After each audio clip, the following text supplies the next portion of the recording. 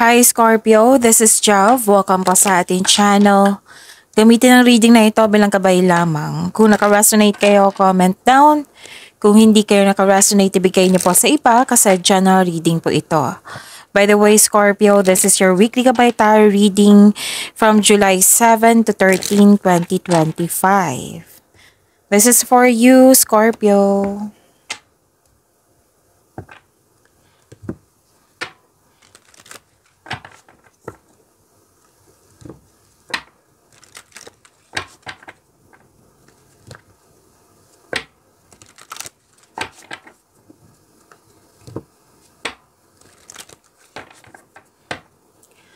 Para po ito sa iyo, Scorpio.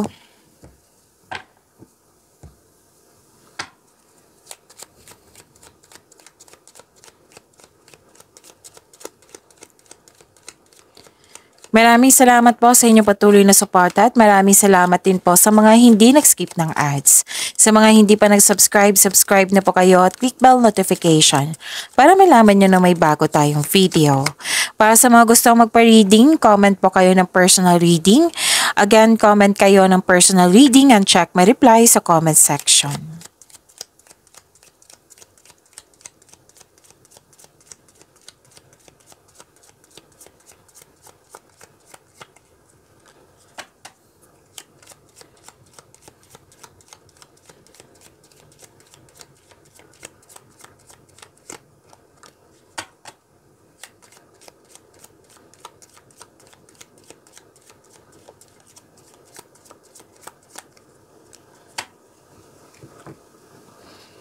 You have the power, authority, and protection. May nag-uusap dito tungkol sa malaking business or career and finances. May malaking influence ng isang mother figure. At may dumating na project, opportunity, offer. At binigyan mo ng long-term plans. Prosperity is yours, Scorpio. Ang ganda. Career stability. Yes. At pwede nag-observe kayo sa isang bagay, sa isang tao, or sa isang sitwasyon. Or di kaya may tao dyan na nag-observe sa iyo. Oo, nag-spy. Mag-ingat kayo kasi mahilig siyang magmanipula. May gusto siyang kunin sa iyo. Kung gusto niyo malaman kung ano po ito, itong kunin niya, or kung sino po ito, ask your intuition. Okay?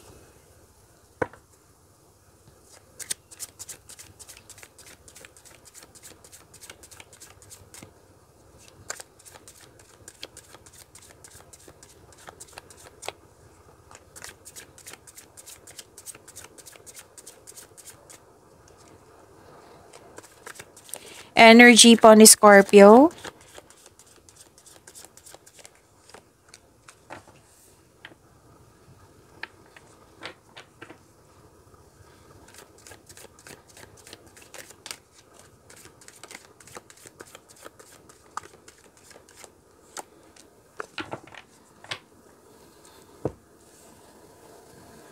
Paalala lang po, Scorpio, lalo na sa mga bago dito. Kung may napansin kayo na repeating message, meaning to say, pinupush ng course nyo yan. Like for example, nanood kayo sa isang video reading at dito rin sa weekly gabay tarot reading nyo. At may napansin kayo na repeating message. Yan po yung pinupush ng course na kailangan yung bigyan ng atensyon, solusyon at aksyon kung maaari po. So na yung energy ni Scorpio.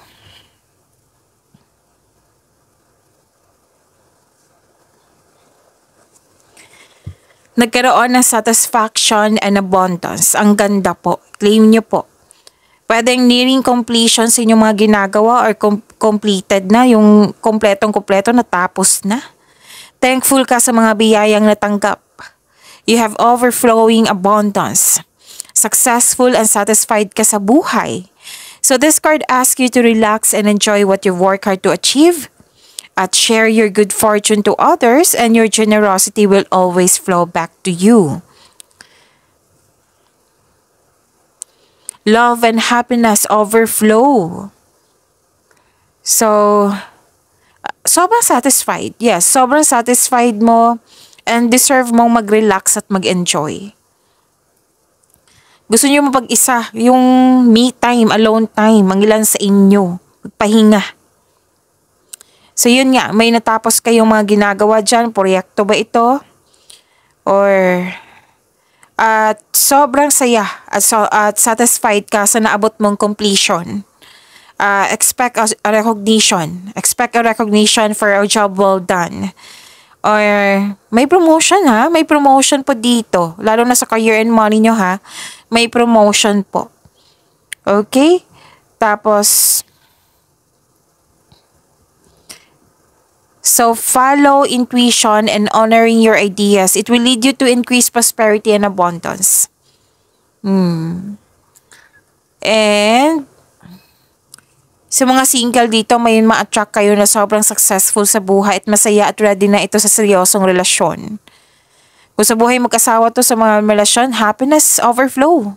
Love and happiness overflow. Sobrang satisfied mo. Your health is improving also and you're welcoming overall feelings of happiness and joy. You deserve this. Scorpio. And make a wish and continue to follow your intuitive guidance on your path.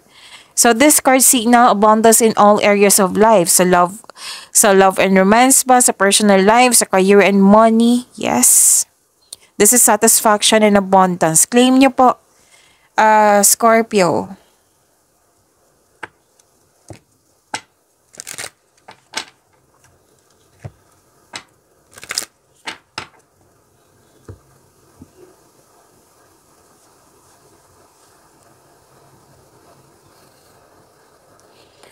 Okay, impulsive na sense of adventure.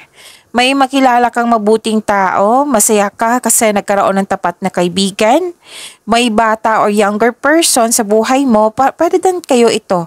Natutulungan mo yung sarili mo or tutulungan mo yung bata na para makamit niya yung layunin niya sa buhay. May parating na good news. Claim niyo po. So, dalawang card mismo nagsabi dito na stability and sobrang saya mo. Scorpio. So, claim nyo ha. Nakikita ko dito yung happiness mo. Ang saya. Ang ganda. May job offer, opportunity. So, dalawang card na mismo nagsabi dito ha. Meron din dito, 'di ba? Oo. So, may job offer or opportunity na parating that will excite you kasi naka-align to sa passion mo. So, please expect na ngayong week na ito, magiging busy kayo. At ang sabi ng card dito, advice ng card niyo po, prioritize your task na may time management para hindi kayo ma-burnout. Just make sure you can deliver on your promises. Kasi mukhang may timeline, may schedule, may deadline, oo. Basta may imimit kang schedule na yan. So, kailangan po ng time management. Baka nag-promise ka din. So, yun. Para hindi kayo ma-burnout kasi sobrang busy mo eh. Kailangan mo ng time management. Okay?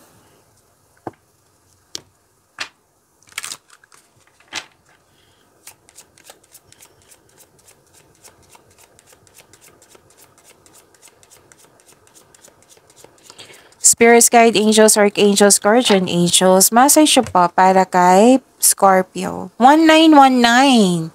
Divine guidance. Your angels are guiding you on a path of purpose. Listen closely to their whispers for their divine guidance will light your way toward a future filled with clarity and purpose. Claim nyo po. Ang ganda.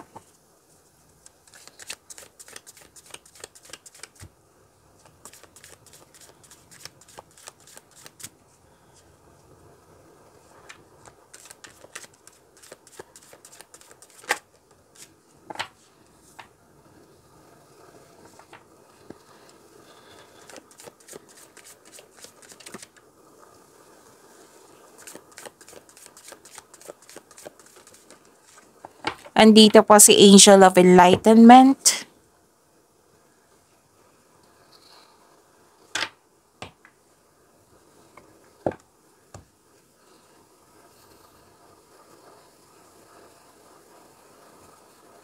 Okay. Sabi po ng card nyo po dito sa career and money nyo po, tamang pag-manage ukol sa pinansyal at budget para mas lumago pa ang inyong kaperahan. So, hindi lang siya time management, kundi tamang pag-manage sa inyong kaperahan. Yan ang advice ng card. Balance, stability. At this cards reminds you na magkaroon ng balanse. Kasi nakita ko dito, overspending sa trabaho or sa kaka-travel. So, kailangan pong balanse sa schedule, na panahon sa sarili, sa pamilya, sa partner, sa trabaho. Balanse po.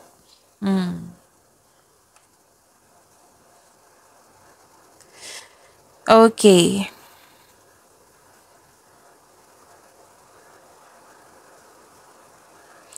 May bigla ang pagbabago po. Itong pagbabago na ito, this is new beginning eh. A sudden change. Itong pagbabago na ito ay makasuporta sa iyong growth and expansion sa inyong career and money. Okay? So, huwag kayong mag-alala sa new beginning na ito kasi, yun nga, makasuporta sa inyong growth and expansion. So, andito po si Angel of Enlightenment. So, let us say the power affirmation to attract more blessings. I surrender to circumstances and trust that I can rebuild. Again, I surrender to circumstances and trust that I can rebuild.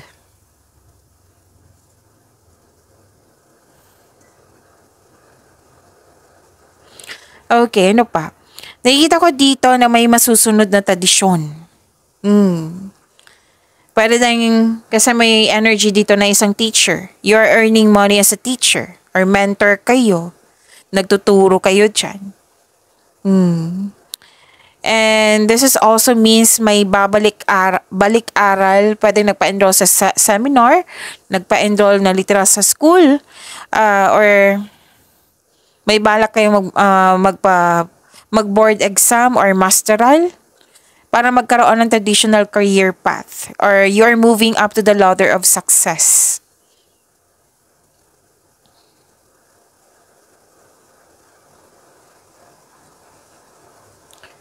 Okay, maraming ideas, ang ganda nito. Maraming ideas, very inspired kayo.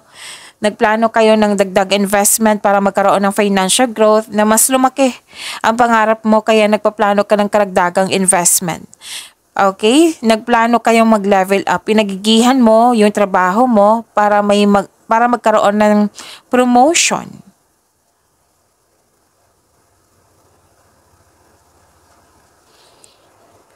Okay, to achieve a success in career and money, kailangan mong mag-focus. Comes with determination and clear intention. Gawa po daw kayo ng konkretong plano.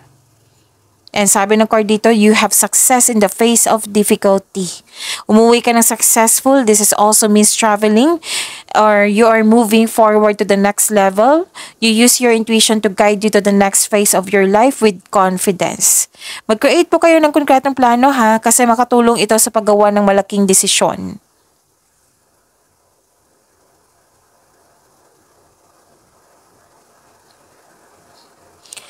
And yun nga, prepare yourself kasi ilang beses na lumabas dito yung sobrang busy mo hanggang dito. Sobrang busy mo sa trabaho. Yung iwas burnout ha, yung time management. Kasi this is a repeating message. Okay? Ask for help kung para hindi mo dala lahat yung gawain. And huwag kayong mag-alala kasi malapit mo naman matapos yung malapit nang matapos or tapos na. Okay? Malapit nang matapos yung mga ginagawa mo, kaya soon pwede ka na mag-rest or magbakasyon. Na lumabas din dito, na gusto nyo mag-rest, magkaroon ng isolation, na gusto nyo mag-isa muna, oo, para makapagpahinga.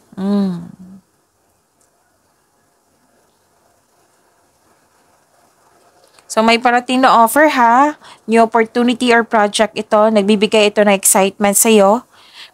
Yung sabi ng promotion, marahil ang boss mo or amo mo nagbibigay ng much needed support. Okay, pwedeng pagtaas ng sweldo to or allowance or literal na pagtaas sa inyong posisyon.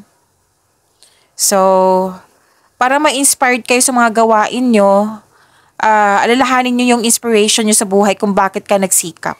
Para ma-motivate po kayo.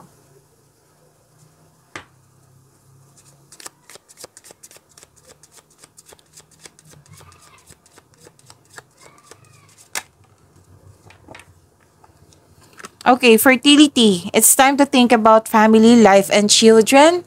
Don't sacrifice family for career. So, ito yung sinabi dito kanina na may nag-overspend sa work na kailangan balansehin. Balanse para hindi ka ma-burn out sa work. Balanse sa panahon sa sarili, sa pamilya, sa partner. Baka ang ilan sa inyo dito sa mga single na wala na kayong time. So baka kailangan po ng magpahinga muna, magkaroon ng time for yourself at makilala yung ibang tao. Okay? And may nagsabi sa akin ngayon baka buntis ang ilan sa inyo or may buntis sa inyo, buntis yung partner mo or kayo ito. So, some of you.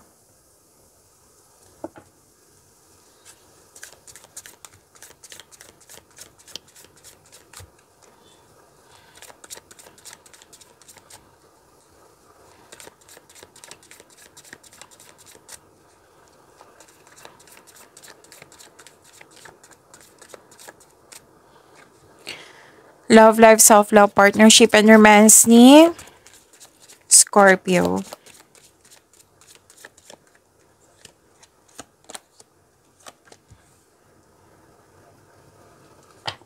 Move ko lang po, saglit lang po.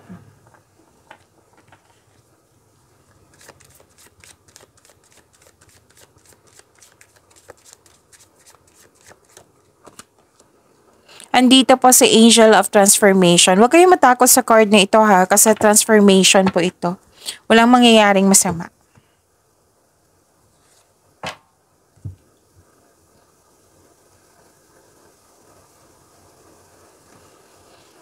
Okay. Sa love life, self-love, partnership, and romance. Para sa mga relasyon, ito ay tungkol sa inyong partner or kayo po ito na gusto nang magbuo ng pamilya. Okay. Sa mga single dito, naging hard worker kayo? Oo. Dahil gusto mo magkaroon ng yung masecure yung future.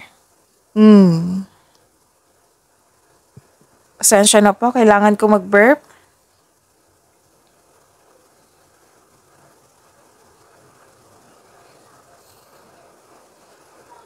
Nakita ko rin dito, nagkaroon ng necessary change. May releasing, may ending of cycle, transition. Okay, sa mga single dito, may balak yung dating mong kaibigan or ex mo na mag-reconnect sa'yo. Okay? Pwede. Yung hindi na kayo nag-usap tapos gusto niyang makipag-reconnect sa iyo. Sa mga relasyon sa buhay mag-asawa, posibleng may magkaroon ng separation na hindi sana or di kaya cool off or space. Space is a sign of respect sa inyong sarili, sa kanya at sa inyong relasyon. Or pwedeng may tampuhan dito. So, for your peace of mind, kailangan mo ng peace para kailangan mo magkaroon ng yung mapag-isa muna para makapag-isip. Para sa pagbalik nyo, magkakaroon na kayo ng lakas para mag-usap. Okay? Para magkaroon ng realization, kumbaga. May nakita akong paglilipat ng bahay or paglilipat ng lokasyon. And you have the power dito. Very confident kayo. You're protecting yourself. May protection po. Transformation, power. Yes. Na nag-clarify siya dito sa inyong tatlong card. Yung sabi ko sa inyo na power, authority, and protection. So, let us say to attract more blessing, let us say the power affirmation. Let us say, I embrace change and new beginnings. Again, I embrace change and new beginnings. Tatlong card na po mismo nagsabi dito na gusto nyo magpahinga. Ang ilan sa inyo nagpahinga, nag-rest day na, nag-vacation leave na, at ang ilan sa inyo, after ng mga ginagawa nyo, nakaset na talaga yung pahinga. Sa mga single po, ayaw nyo muna magipagrelasyon or ayaw nyo magtanggap ng date. Gusto nyo mag-focus sa inyong sarili. Para sa mga relasyon, sa buhay magkasawa, nakaramdam kayo ng pagod or stress dahil sa hindi pagkakaroon ng pagkakaunawaan. So, yun nga. Yung sabi ko kanina sa inyo na nagpa siya kayo mag-put ng space. Remember, space, hindi yan masama ha. Nakakabuti yan sa inyong connection. Kasi pahinga yan eh. Para hindi mawala yung init ng ulo, yung hesitation, yung doubt, mawala na yan. Para sa pagbalik nyo, mag-usap na kayo ng mahinahon. Okay?